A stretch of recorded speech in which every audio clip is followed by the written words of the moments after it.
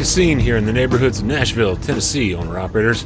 As I speak here the morning of January 27th, 2026, a day late for this week's edition of the Overdrive Radio podcast for reasons I suspect anyone who's been running the roads of the fine state of Tennessee and or surrounding states, Mississippi, Kentucky, North Carolina, and so many others also up in the Midwest that took that big wallop from this past weekend's winter storm will well know. Today, we're warming up after a couple days without power amid temps as low as 10 degrees Sunday evening. 10 degrees this morning, too, though after the HVAC powered back up late yesterday evening, thankfully at a comfortable 60-something inside. There's still a thick layer of ice on most any tree branch you'll find and a whole lot of tree branch cleanup yet to do, though. Here, I'll give a salute to those working out in the cold here, that's sure. Electric linemen, arborists, and other tree guys, plenty local truckers among them in support. Thanks to you, too, for what you do at times like these all around the nation to keep the relief flowing. There are some 40 or more state-by-state waivers of maximum hours regulations in effect for those hauling in direct support of relief efforts in states from Texas and Oklahoma, north to Wyoming, and to North and South Dakota, all the way east to Vermont, and much all in between. Active interstate closures were minimal as of yesterday, Monday, yet keep apprised of local reports in those ice-afflicted areas for certain. Today, big apologies for the delay of the podcast, but it's one worth getting just right. Everybody, give a big round of applause for Overdrive's 2025 Truck of the Year. Here's one of the freight partners of the Independent who works with him day to day and knows him best, Jeanna Nelson with brokerage and small fleet Rankin Sons. Well, my initial reaction is jubilation. I am so excited for him. I really cannot think of anyone who deserves it more than he does. We also spoke with a close associate of the Truck of the Year, Schneider-leased owner-operator Kevin O'Sullivan of Arizona, who recognized the real strength of the competitive field of all of our 2025 Truckers of the Month, and especially the winner's two fellow finalists. I think he's very deserving of the award. I mean, there was a lot of good competition there. He came out on top, and I'm glad he did because he's really that man he's a wealth of knowledge, and he's not afraid to everything he's learned over the years, the good and the bad. He's definitely not afraid to put it out there and help other people. If you followed the 2025 competition at all, you'll probably have guessed by now that Orleans, Indiana-based JP Transport independent owner-operator John Penn is Overdrive's Trucker of the Year, lauded by judges for qualities that are shared by his fellow finalists: drive, clear focus on long-term business stability, mechanical aptitude, so much more. What might set him apart, though, is all that he's done to take advantage of what contemporary engines and drivetrains can help deliver: maximum fuel mileage, with Penn hovering around 11 miles per gallon routinely in his 2019 Freightliner Cascadia, bought used some time back. Penn's worked hard to fully understand contemporary emissions controls and other maintenance peculiarities of modern equipment after realizing the potential savings with improved miles per gallon and ways to minimize maintenance by avoiding idling at all costs and much more. All of it shows in his one-truck business's operating ratio. Very low. Penn hauls furniture LTL outbound from Indiana, dedicated to the Rankin Sons broker's customer, who he treats like his own, and he's hard at work on taking advantage of return load opportunities for possibly dedicated freight coming back toward home in Orleans. How'd he react to the news that he'd won? And I was shocked, first of all, honored.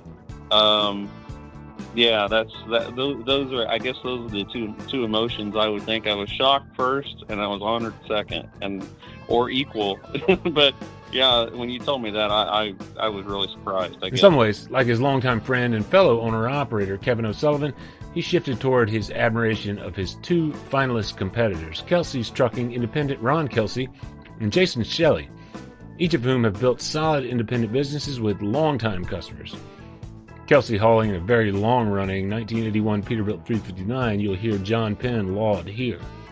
To have that truck and that beautiful truck all those years, and his own direct customers for all those years, and you know, like I think I read somewhere that one of the judges said that's what an owner operator dreams of being, is what he's got going on, and I mean, there's a lot of truth to that. He seems like a great operator, and I mean, for one truck to be able to keep your own direct customers that long is amazing, because usually something changes. You know, somebody in the office changes, and so that's not the norm to hang on to a place that long. Mr. Shelley, got a really cool truck. I love his truck, and he's kind of doing the same thing I am with the LTL. Seems like another just great operator, and that's something that's pretty neat. Seemed like he made his own niche about taking care of the Amish markets like that. So just both of them seem like they're great operators, and that's why I was surprised to win it, because they seem like they're top of the heap, if you want to say that. Read about both Ron Kelsey and Jason Shelley at the Truck of the Year section of overdriveonline.com. Know that Penn's a pretty modest guy. His business is pretty special itself. Likewise, as Kevin O'Sullivan referenced earlier, his willingness to share what he's learning with others and an ongoing dialogue about just what can be done. But not just what can be, but what makes sense from a business perspective. As O'Sullivan put it at a certain point in our conversation, referencing Penn's fuel mileage excellence in particular, he set the bar high for the rest of us.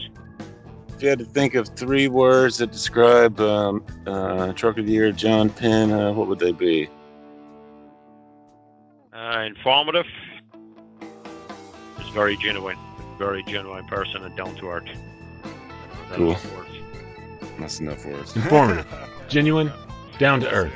Qualities that underpin Mr. John Penn's 2-decade odyssey towards stability and profit as one truck, one trailer JP Transport. He'll be the proud owner of a Bostrom seat from the Truck of the Year program sponsor, as well as a scale model version of his aerodynamic 2019 Freightliner Cascadia by Eston Hoffman of Hoffman Mechanical Design. Plenty bragging rights for the time to come. On the other side of our break, we'll let Penn tell his early story by way of an appreciation for the people in his life who've been there setting him straight on the course to success. Keep tuned. Winter doesn't wait, and neither should you. Treat now with Howe's Diesel Treat to prevent your fuel from gelling, and keep using it at every fill-up this winter to make sure you're always running strong when the cold sets in. But if you waited too long to treat your fuel and get hit with a winter emergency, Howe's Diesel Lifeline works fast, reliquefying gelled fuel and de-icing frozen filters to get you moving again. Stay prepared with complete winter readiness from Howe's. Prevention and rescue trusted by drivers everywhere, because downtime isn't an option. Here's a huge thanks to Howe's for continued support of Overdrive Radio. Find them at HOWES, HowesProducts.com. Trucker of the Year John Penn is a famous name. Any of you scholars of U.S. history will well know that. I asked whether Penn was any relation to the famous Revolutionary War figure John Penn, a leader in North Carolina whose signature is on the U.S. Declaration of Independence, or maybe the former colonial governor John Penn of Pennsylvania, on the other side in that fight. Penn took us back into his personal history. The name John Penn has a lot of history behind it, but I'm not sure. Actually, my name's John Penn. My dad's name's John Penn, and also my son. Okay. So we all have different middle names, and so a lot of people. My dad's named John. We live in a town of 2,000 people, so a lot of people call me Johnny, because when you live in a town of 2,000 people, it can get confusing if everybody's named John. And so we call my son Gibb. His middle name's Gilbert, and so we call him Gibb. So that helps with the confusion. But I was born in Bedford, Indiana, just 2 towns north of here. I'm from Orleans, Indiana. Like I said, our town slogan's the home of 2,000 friendly folks. So it's a little town. It was a really great place to grow up. I grew up right on the edge of town, and my grandparents had a farm, actually where I live now. I bought this place in 2004 when they passed away, and it just worked out. So I would have been, 22 when I bought this place? Yeah, so really, it was something I really couldn't afford it, and somehow I made it. That's basically when I was working construction and working for about 3 different trucking companies at the same time. That's how, we made it. My mom's the county clerk here in our county, and she's worked at the clerk's office for over 30 years. My dad always worked in factories and things like that, and then he, when I was 16, that's what he ended up getting his CDL. Okay. And he worked for a union flatbed company just about 25 miles from here. So I would go with him. My great uncle was in trucking and things like that, but I never was around it ever. I think the first time I ever went in a truck, I might have been 9 or 10 years old. My first cousin, his dad owned a trucking company, and he took me. I still remember it like it was yesterday. He was in the Marines. I think he was home on leave, and we took a load to Springfield, Ohio, in a 9900 International, a black International. And that was my first trip ever in a truck, and then I wasn't in a truck for another probably 6-7 years after that. And so anyway, I would go with my dad every once in a while, and he would let you shouldn't do this, and now with everything now, but when I was 16, he would let me drive at night and things like that. It was a T800 Kenworth, and he was a flatbedder. So at nighttime, he would let me drive if there was nothing around or if it was a nice stretch of road. So I kind of learned a little bit how to drive, and so my dad's actually only drove 3 years longer than I have, because when I was 19, that's when I got my license. So just learn from, like I said, the first guy that I worked for, his name was Johnny Baker, great guy. Actually on my YouTube, I just did a whole string of videos with him. He still got the very first trucks I ever drove. Okay. And we went through the trucks, and I did a sit down interview with him, because I guess a lot has happened in 2025. I mean, this was a banner year for me. I've never had so much, you don't think about any of this stuff because you're just working, you're just doing the same stuff. I guess I've had more time to reflect this year because I've really never talked about it. And it's, and then when you start thinking about it, it's like, there's a lot of people that have helped along the way to, not that I have any big trucking company or anything, but, we've been all right. And, there's a lot of people, and he's one of them. I mean, he really showed me and taught me how to drive a truck. That first job was basically a truck driving school, but I got paid. So, because I was brand new. I had brand new in the industry. So we did several videos together. It's kind of cool. He's got the first Freightliner I ever drove. And I wasn't thinking about that, but he still got it there. And it was a 1982 FLC Freightliner. And we did a video about it. And the odd thing is, the first Freightliner I ever drove was in 1982, the year I was born. And so it's pretty neat. So we went through all the different trucks. I learned on trucks from the 80s and mechanical engines. So there's probably not a whole lot of people. I started in 01, no cell phone, no GPS. You had an Atlas. I learned on mechanical engines.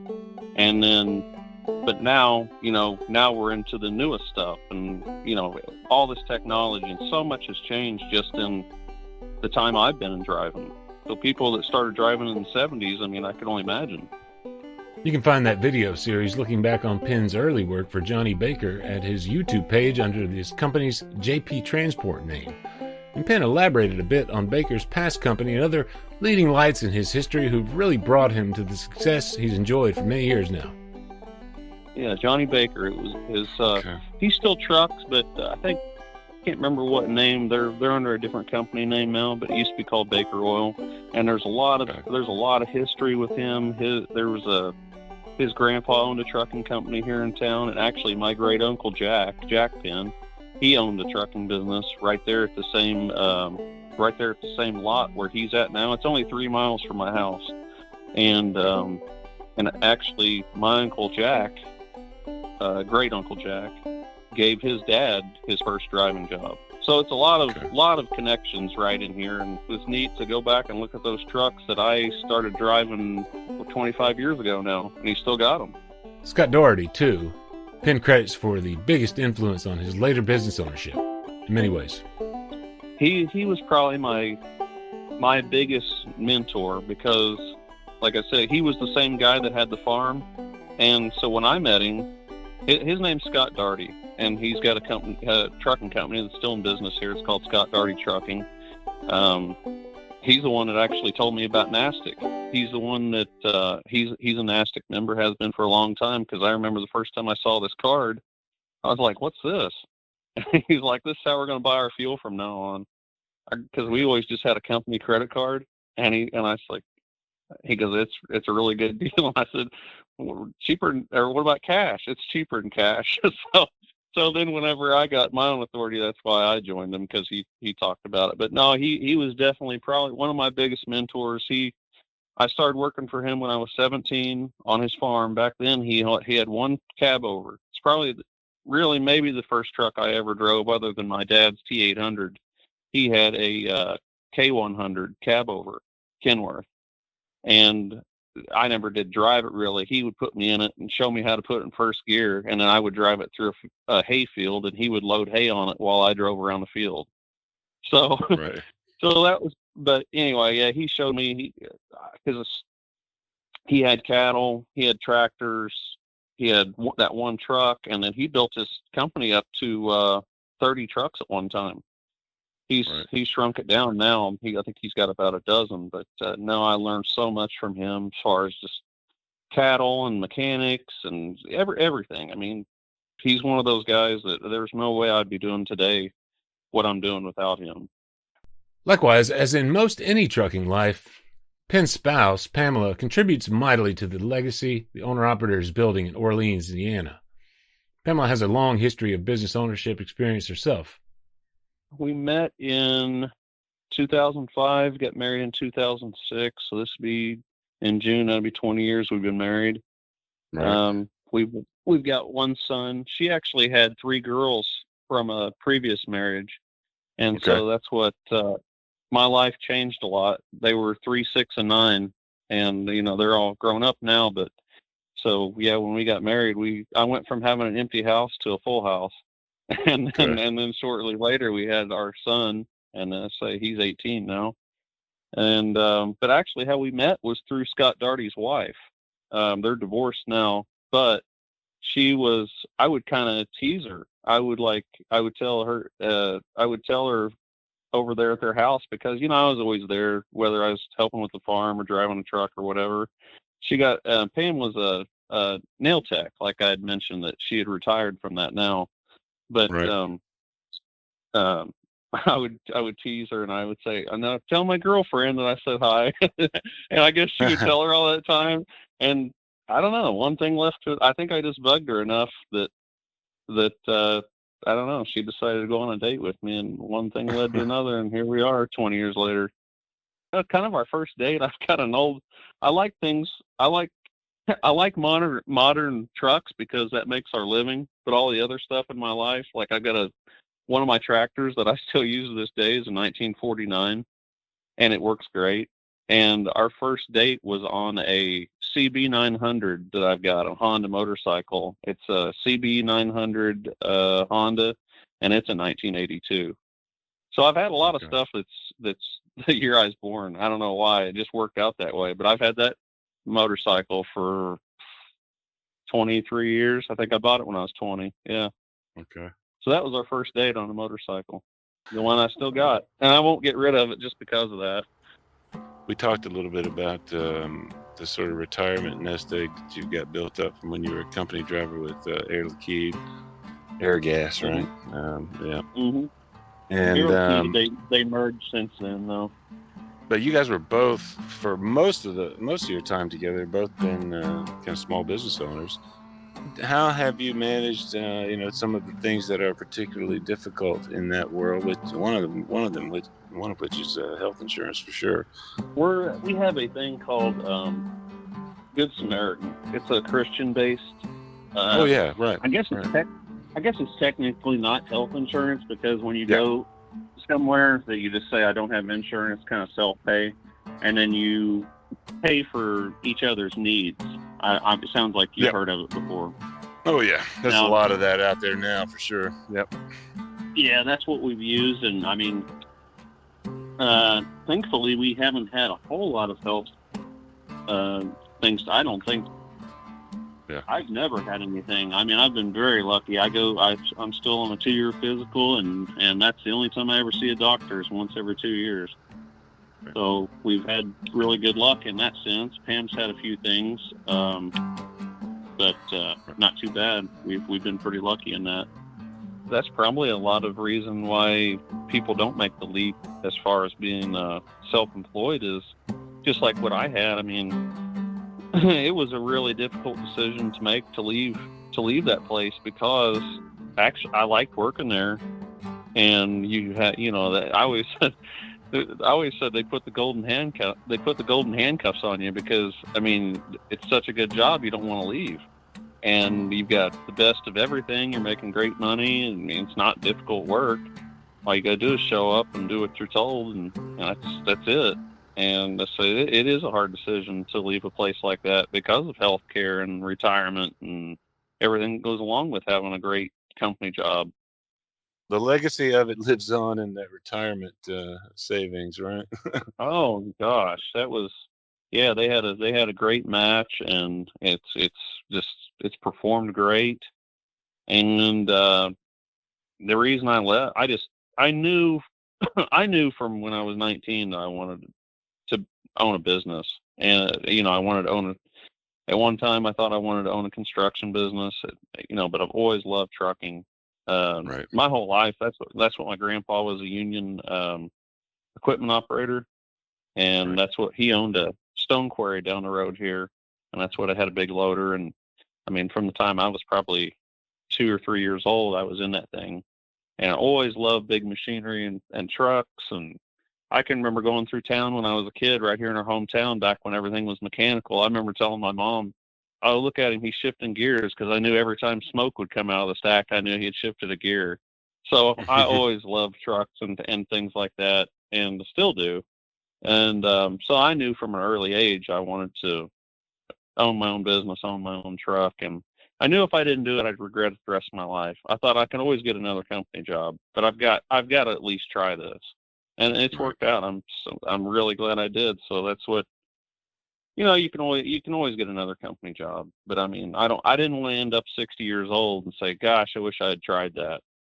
So I'm glad I did. No. The main thing that always sticks in my mind about John is just how business-minded he is when it comes to his business. Where a lot of guys, it's more about driving the truck than running the business. And it always stuck out to me. Just, I remember when I first started working for them, the difference between, how he kept track of all of his records and how he works toward his fuel economy and all that compared to the other guys. That's John Penn's Rankin Sons brokerage principal partner again there, Jeanna Bean Nelson. He is extremely flexible. He is very easy to work with because if we don't have exactly the lane he wants, then he is more flexible and willing to, as long as it's cost effective for him to take a longer load or go to a different area. So that's one of the best things as far as his and my professional relationship, is that he's willing to be flexible, and so am I. So we really, we try to just whatever works for both of us. But he really does. I mean, he'll get me out of a bind by taking a load that isn't necessarily the one that he wanted. I do a lot of the scheduling and that kind of thing for loads, but for John, he does all of his own scheduling.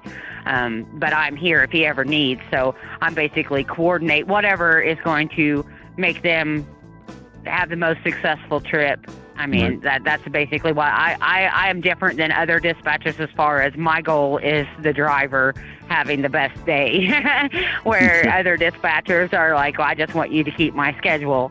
And with me, I'm just like, I want you to be able to do what you need to do out on the road. So like with our other guys, I get a lot of more details. But with John, like I said, he does all that himself, and he's very good at just managing his own multi-stop loads. Here's a big thanks to Jeanna Nelson and Kevin O'Sullivan for their help on this one. To fully congratulate Trucker of the Year John Penn for just who he is and what he does to minimize costs and maximize profit potential, making him perhaps a practitioner of the very oldest of old-school trucking business mindsets.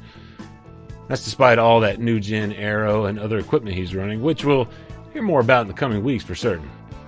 Sometimes the check engine light comes on, it's not too enjoyable. Look for a follow-up edition of Overdrive Radio for more on that score from Trucker of the Year John Penn. Likewise, afterward from our time with him at the Mid-America Trucking Show in March. Keep tuned for detail on how you might meet John Penn there at the show, and with any luck, some of our other finalists and semi-finalists from the 2025 Trucker of the Year competition as well. It's again sponsored by Commercial Vehicle Group and Bostrom Seating. Big thanks to them for their support of the 2025 program, delivering the choice of a new seat to the winner. Here's a big congrats to Penn again, and fellow finalists and semi-finalists.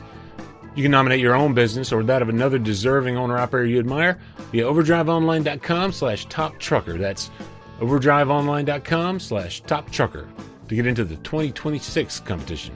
Be happy to see you there. Find that and other links in the show notes for this podcast wherever you're listening. Overdrive Radio is on Spotify and SoundCloud, Apple Podcasts and YouTube, Overdrive's Facebook page, and any listening platform, really. Leave us a review there if you're enjoying these, and a big thanks in advance for it. Big thanks for listening, as always. Goodbye, stay warm. Overdrive Radio is a production of Overdrive, the voice of the American trucker. It's edited and produced by me, Todd Dills, with the acoustic guitar and other support of trucker-songwriter Long Haul Paul Marhofer. The theme is Legend of the Snake Man by Marhofer, featuring the guitar work of Travis, the Snake Man himself, Whammick, Terry Two Socks Richardson on bass, keys by Tishomingo Jim Whitehead, and on drums, Andrew Marshall. The podcast is backed up further by Overdrive's own social media coordinator, Jasmine Campbell, senior editor, Matt Cole, executive editor, Alex Lockey, and video editors Lawson Rudisell and Andrew Gwynn. We'll see you next time.